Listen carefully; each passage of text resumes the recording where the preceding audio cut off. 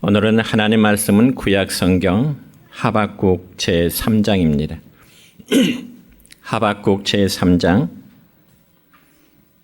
17절부터 마지막 19절까지입니다. 제가 봉독해 드립니다. 비록 무화과 나무가 무성하지 못하며 포도나무에 열매가 없으며 감람나무에 소출이 없으며 밭에 먹을 것이 없으며 우리의 양이 없으며 외양간에 소가 없을지라도 나는 여호와로 말미암아 즐거워하며 나의 구원의 하나님으로 말미암아 기뻐하리로다. 주 여호와는 나의 힘이시라. 나의 발을 사슴과 같게 하사 나를 나의 높은 곳으로 다니게 하시리로다. 이 노래는 취하는 사람을 위하여 내 수금에 맞춘 것이니라. 아멘. 사랑과 축복의 메시지 나눕니다. 사랑하고 축복합니다. 사랑하고 축복합니다. 감사합니다. 오늘은 구약성경 하박국서 3장 17절로 19절에 있는 말씀을 중심해서 기쁨의 근원이신 하나님이라는 제목으로 말씀을 선포하고자 합니다. 여러분, 이 시간 우리가 살피면서 은혜를 나누고자 하는 말씀은 하박국이라는 성경의 말씀입니다. 성경을 잘 읽지 않은 성도들 중에 하박국 그러면 어쩐지 생소한 느낌이 들 것입니다. 그래서 어떤 시골 교회에서 주일날 예배에 목사님이 하박국의 말씀을 전하기 위해서 오늘 성경 하박국 몇 장 몇 절을 찾읍시다 하니까 연세 드신 성도님이 성경을 이리 넘기고 저리 넘겨도 하박국의 말씀을 잘 찾지 못하더라는 것입니다. 그저 그 할머니 한 분이 소리하기를 목사님 하박국을 아무리 찾아봐도 못 찾겠소 하더랍니다. 아마 여러분 중에도 성경을 자주 읽지 않은 분들은 이 하박국의 말씀이 신약에 있는지 구약에 있는지 아마 헤매시는 분이 있을는지 모르겠습니다. 여러분 이름도 생소한 하박국이라는 선자는 주전 7세기 말경 예루살렘에서 활동했던 하나님의 선지자였습니다. 그런데 그 당시 유다 나라는 백성들이 종교적으로나 그리고 도덕적으로 매우 타락했고 그리고 심지어는 왕까지도 하나님 보시기에 악을 행하였던 그러한 시기였습니다. 그래서 구약 성경 열왕기하 23장 37절의 말씀 보면 그 시대적인 상황에 대해서 이렇게 기록되어 있습니다. 함께 읽을까요? 시작. 여호야김이 그의 조상들이 행한 모든 일을 따라서 여호와 보시기에 악을 행하였더라. 아멘. 그러니까 하박국 선자는 유다 나라의 운명이 심히 암울한 때에 하나님의 선자로서의 사역을 했다는 것입니다. 그래서 하박국서의 말씀을 보면은 하박국 선자는 처음에 하나님께 대한 불평, 하나님께 대한 항의하는 모습으로 기록되어 있는 거죠. 그 점에서 정리합니다. 구약 성경 하박국 1장 3절의 말씀을 보면은 이러한 내용이 있습니다. 시작. 어찌하여 내게 죄악을 보게 하시며 패역을 눈으로 보게 하시나이까. 겁탈과 광포가 내 앞에 있고 변론과 분쟁이 일어났나이다. 여러분, 이 말은 하박국 선자가 생각할 때 공의롭고 의로우신 하나님께서 어찌하여 유다 백성들이 패역해서 하나님을 버리고 죄악을 범하고 있음에도 불구하고 하나님 그대로 내버려 두십니까? 즉 백성들이 죄를 범하고 있으니 당연히 하나님께서 공의로운 원칙에 의해서 내 백성들에게 합당한 하나님이 벌을 내리시함에도 불구하고 마치 하나님이 묵인하시는 것처럼 백성들이 죄를 짓고 있음에도 하나님이 묵인하시는 것처럼 그러한 느낌의 하박국 선자 너무너무 답답한 것입니다. 한마디로 하박국 선자로서는 도무지 이해가 되지 않는 거지요. 실제로 오늘날 여러분 우리도 그렇지 않은가요? 내 마음과 내 생각을 가지고 하나님 앞에 우리는 이러저러한 기도를 하게 될 것입니다. 그런데 우리의 기도가 쉽게 응답되지 않을 때면 어쩌면 우리는 하나님 앞에 불평할 수 있습니다. 정말 하나님이 내 기도를 외면하시는지, 왜 하나님이 내가 정말 필요한 이 순간의 기도 제목을 응답해 주지 아니할까는 원망, 때로는 불평의 마음이 우리들의 마음에 생길 수도 있습니다. 그러면서 말합니다. 하나님 왜 그러십니까? 내 생각에는 정말 하나님께서 나의 기도를 들어주실 것만 같은 그런 기도임에도 불구하고 하나님의 응답이 없을 때 어느 누구나 기도에 대한 실망, 때로는 하나님께 대한 불평이 나올 수 있을 것입니다. 그러면서 이런 생각을 갖게 되기도 하죠. 하나님, 그래도 저는 다른 사람보다 더 열심히 믿음의 생활을 해보려고 노력을 했는데요. 그리고 하나님의 교회를 섬기는 헌신한 일에도 나름대로 최선을 다했는데 하나님 어찌해서 나의 기도를 외면하십니까? 어찌하여 나의 기도를 응답해 주시지 않으십니까? 이런 불평이 나올 수 있다는 거죠. 여러분은 모르겠지만 저는 솔직히 그러한 경험들이 있습니다. 그런데 저만 그런 게 아니고 성경에 보니까 하박국이라는 선자도 그랬더라고요. 여러분 다시금 구약성경 하박국 1장 2절의 말씀 볼까요? 하나 앞에 하박국은 이렇게 또 불평합니다. 시작. 여호와여, 내가 부르짖어도 주께서 듣지 아니하시니 어느 때까지리까? 내가 강포로 말미암아 외쳐도 주께서 구원하지 아니하시나이다. 여러분, 과연 하박국 선자의 이런 불평의 의미가 과연 무엇일까요? 하나님, 내가 지금까지 하나님 앞에 기도하고 있건만 하나님 왜 내 기도를 응답하지 않으세요? 내가 언제까지 하나님 더 기도해야 됩니까? 그러면서 지금 하나님에 대한 원망과 불평을 쏟아내고 있는 것입니다. 그러면 왜 하박국 선자는 하나님 앞에 기도하면서도 이렇게 기도의 내용 속에 하나님 앞에 불평을 쏟아놓을까요? 그것은 바로 하나님의 뜻을 알지 못했기 때문에 그렇습니다. 여러분, 하박국서 1장, 2장까지 내용을 보면은 이 하박국 선자가 하나님 앞에 기도하면서 원망할 수밖에 없는, 불평할 수밖에 없는 그러한 내용이 기록되어 있습니다. 우리 역시도 하나님의 뜻을 다 헤아리지 못할 때면 기도하면서 기다리는 게 아니라 불평할 수 있고요. 투정을 부리길 수도 있는 것입니다. 마치 어린아이가 엄마 앞에서 뭔가를 요구하면서 투정을 부리는 어린아이의 모습처럼 우리 모습이 하나 앞에 그런 모습이 될 수 있다는 것입니다. 그렇지만 3장부터의 말씀을 보면 하박국 선자는 하나님의 뜻을 깨달은 이후에 불평하는 것이 아니라, 원망하는 것이 아니라 하박국 3장의 말씀을 보니까 하나님에 대한 찬양의 고백으로 바뀌어지게 됩니다.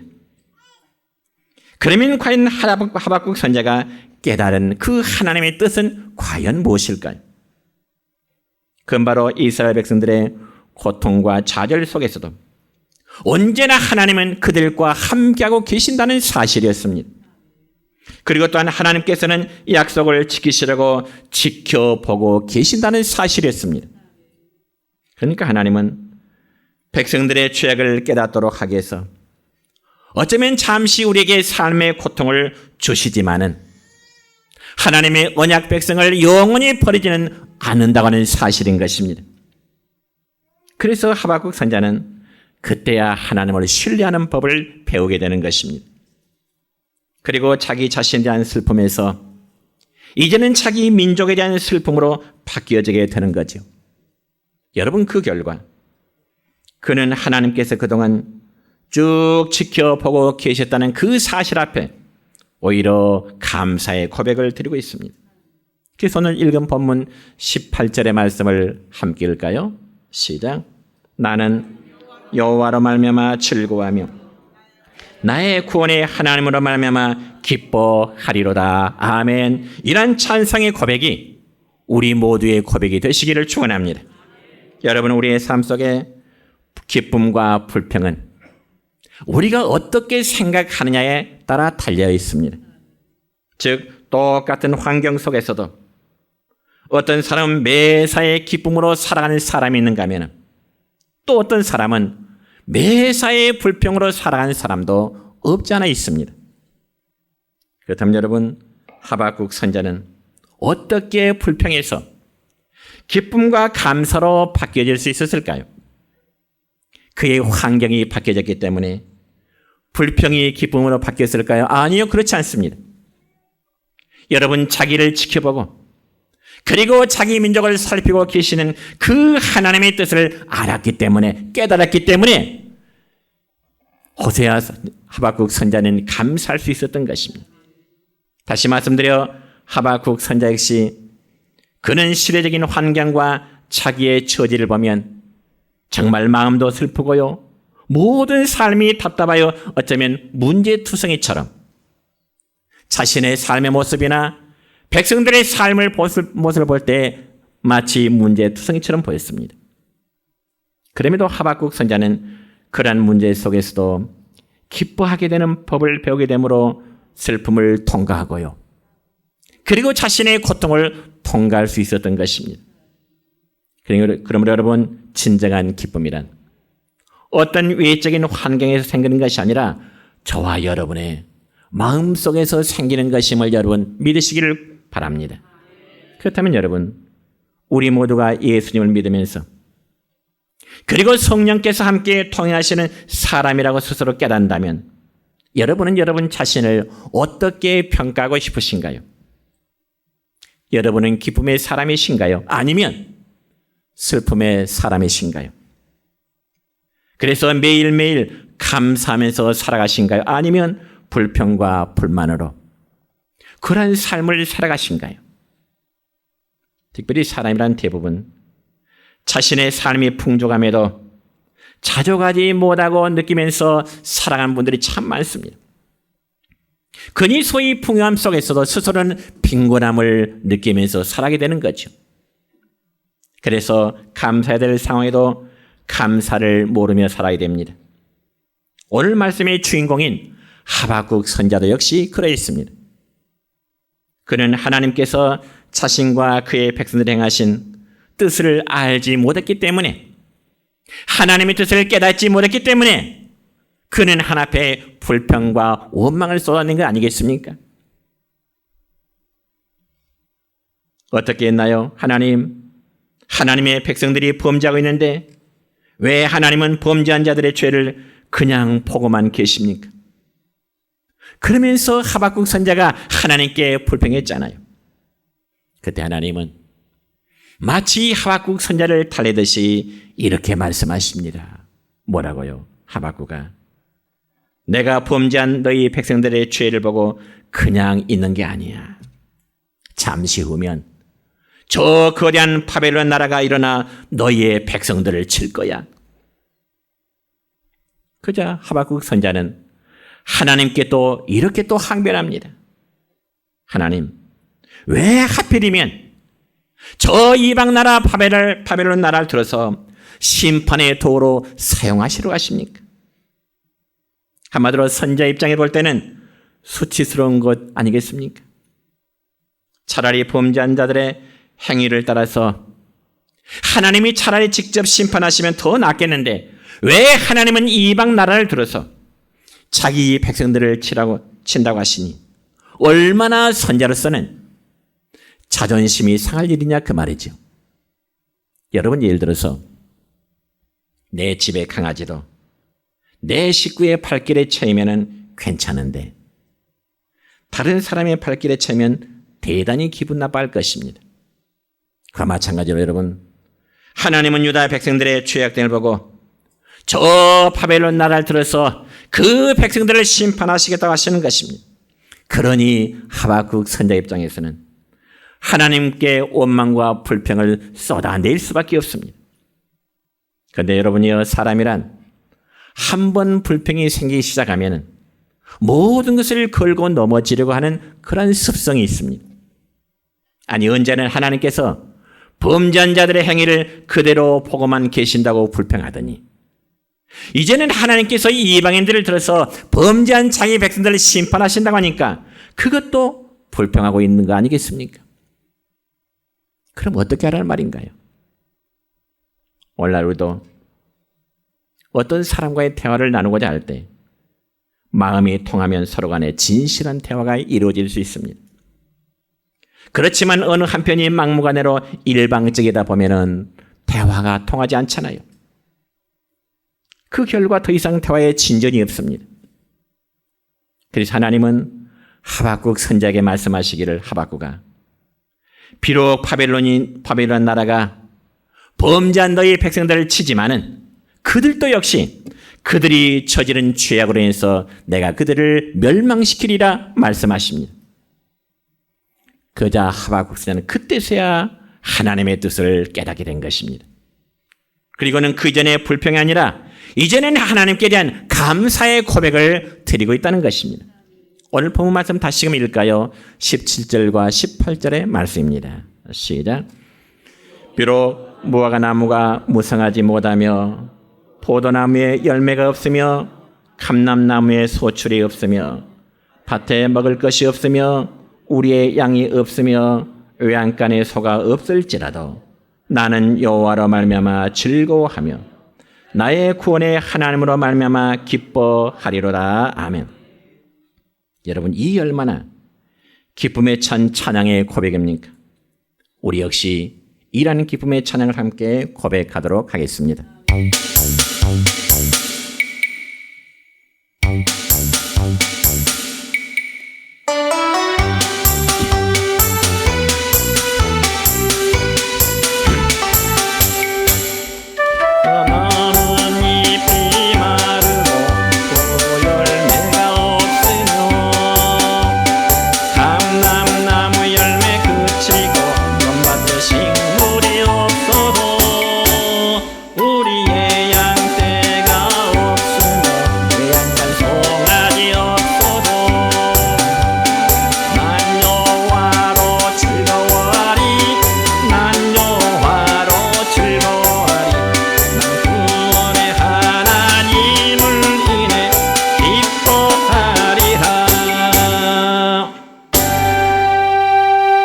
우리 모두에게란 기쁨의 찬양의 길을 축원합니다.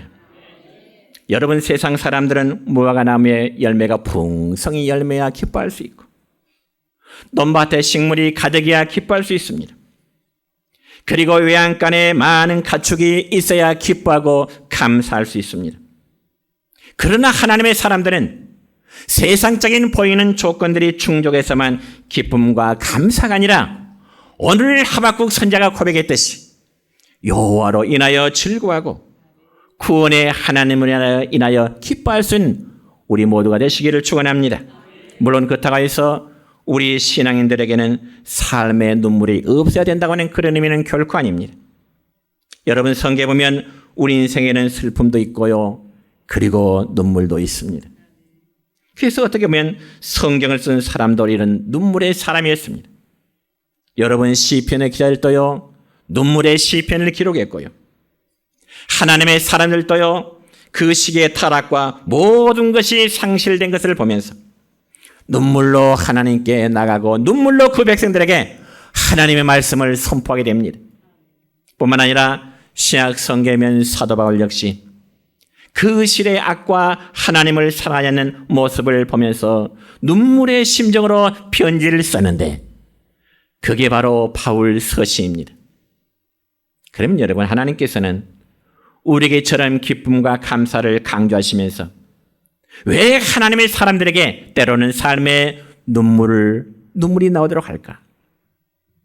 그리고 성도들이 하나님 앞에 흘리는 그 눈물은 과연 어떤 의미가 있을까요? 여러분, 분명히 아십시다. 성도들의 눈물은 하나님으로부터 위로를 받는 계기가 됨을 여러분 믿으시길 바랍니다.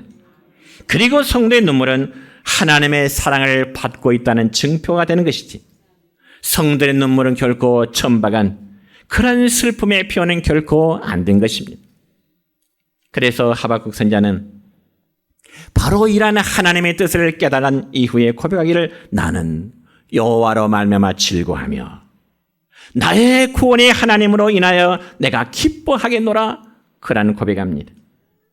그리고 나서 또다시 고백하기를 오늘 본문 19절의 말씀입니다. 시작. 주 여호와는 나의 힘이시라. 나의 발을 사슴과 같게 하사 나를 나의 높은 곳으로 다니게 하시리로다.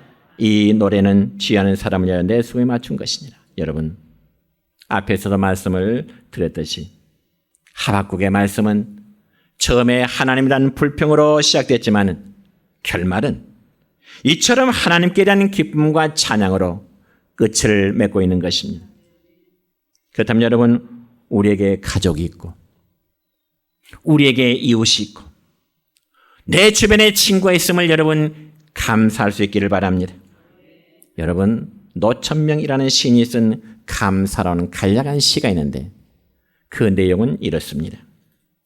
저 푸른 하늘과 태양을 볼 수 있고 대기를 마시며 내가 자유롭게 산보를 할 수 있는 한 나는 충분히 행복하다.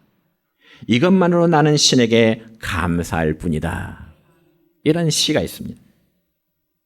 그러니까 이 짤막한 시에서도 보듯이 우리가 자연의 대지에서 정말 호흡할 수 있는 것, 숨쉬고 활동할 수 있는 것만으로도 얼마나 감사할 수 있느냐 그 말이죠. 그렇다면 여러분의 삶 속에서 감사할 수 있고 기뻐할 수 있는 여러분의 삶의 제목은 과연 무엇일까요?